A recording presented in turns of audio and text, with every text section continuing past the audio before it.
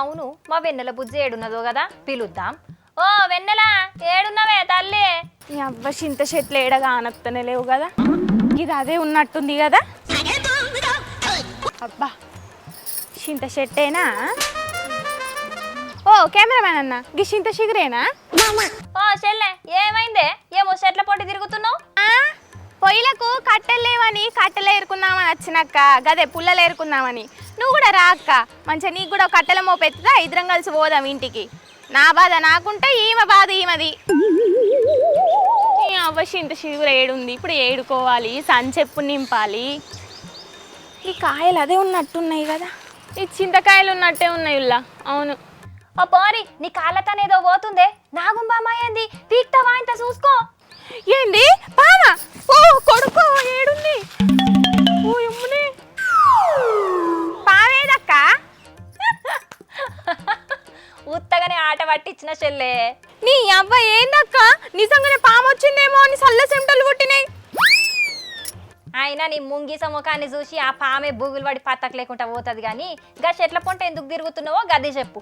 అయ్యో అక్క, పొద్దటి సంది పట్నంలా ఏమన్నా చింత చెట్టు కానొత్తదేమో అని పొద్దటి సంది దేవులాడుతున్నక్క, ఏడ కానొత్తనే లేదు చింత చెట్టు. ఏంది, చింత చెట్టు కోసం పట్నంలో దేవులాడుతున్నావా?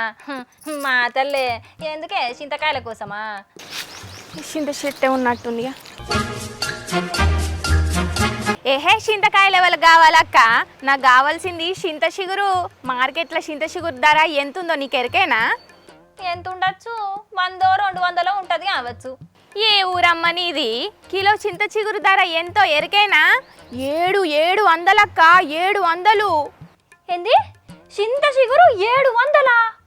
కిలో మటన్ వస్తుంది కదనే 700 పెడితే. నీ అవ్వ, 4 చింత చెట్లు పెట్టుకొని చింత చిగురు అమ్ముకున్నది నయం ఉన్నది కదా. ఏ చింత లేకుండా కోటీశ్వర్లం కావచ్చు. నీ అవ్వ ఇట్లా కాదక్క, నాకు 2 రోజులు సెలవులు ఇయ్యు, నేను మన ఊరికి పోయి మంచిగా చింత చెట్లు ఏడేడు ఉన్నాయో చింత చిగురు అంతా బస్తాలల్లో నింపుకొని అత్త.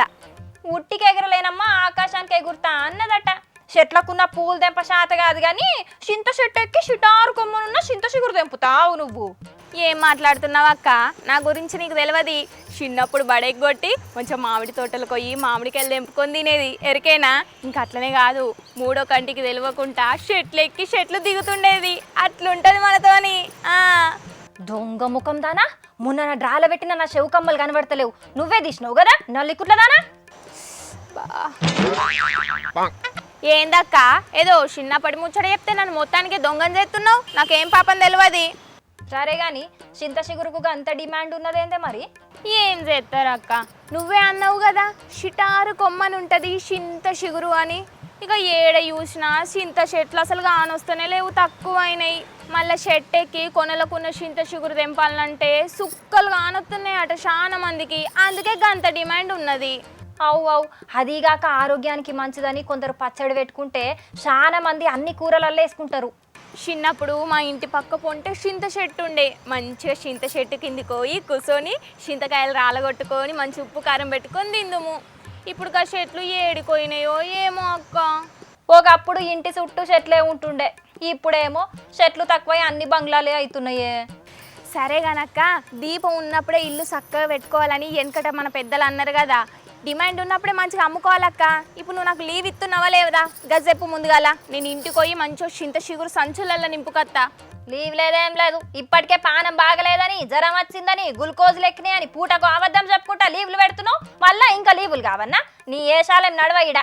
షీ నువ్వైతే ఎట్లున్నావా అక్క, నువ్వు బాగుపడవు ఒకరిని బాగుపడనీయవు.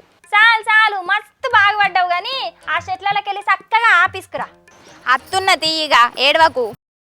హలో నాయనా, మంచిగున్నానే, నువ్వు మంచిగున్నావా? సరే కానీ మన పెరట్లో 2 చింత చెట్లు పెట్టు నాయనా.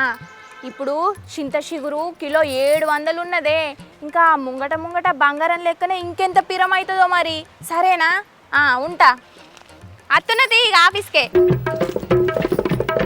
చూసినారులా, చింత చిగురు చక్కగా దొరకక కిలా 700కి అమ్ముతున్నారట మార్కెట్లో. చింత చిగురుల ప్రోటీన్లు ఎన్నో విటమిన్లు ఉంటాయట. చింత చిగురుతోని మన పెయ్యిలున్న ఇన్ఫెక్షన్లు కూడా పోతాయట. షుగర్ ఉన్నోళ్ళకు కూడా మంచిదట. మళ్ళా దాని టేస్ట్ ముంగట మటన్ కూడా పనికిరాదని అంటారు చాలా మంది. గందుకే చింత చిగురుకు గంత డిమాండ్ ఉన్నది. పోన్రి.